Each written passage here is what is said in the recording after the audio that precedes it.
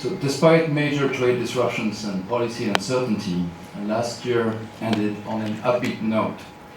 The private sector adapted to a changing business environment, helped by lower than announced US tariffs, fiscal support in some countries, favorable financial conditions, and a tech boom.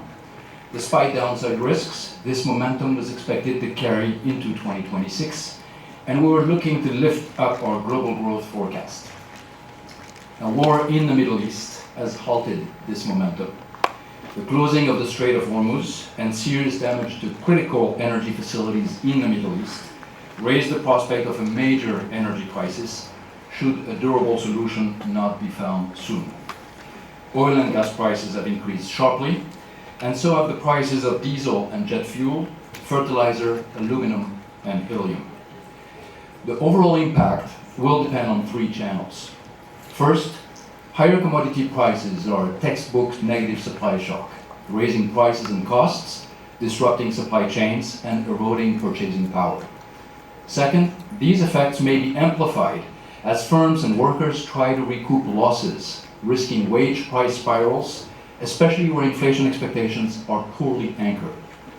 Third, financial conditions could tighten, with lower asset valuations, higher risk premia, capital flight, dollar appreciation, dampening demand. Our report presents three scenarios. Our reference forecast assumes a short-lived conflict and a moderate 19% rise in energy prices in 2026. Still, some damage will not be avoided.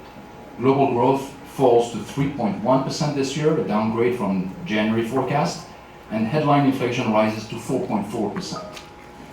Our adverse scenario assumes further disruption, leading to higher energy prices and inflation expectations and tighter financial conditions throughout the year. Growth falls to 2.5% this year, and inflation rises to 5.4%. Our severe scenario assumes that energy supply disruptions extend into next year, with greater macro instability. Global growth falls to 2% this year and next, while inflation exceeds 6%.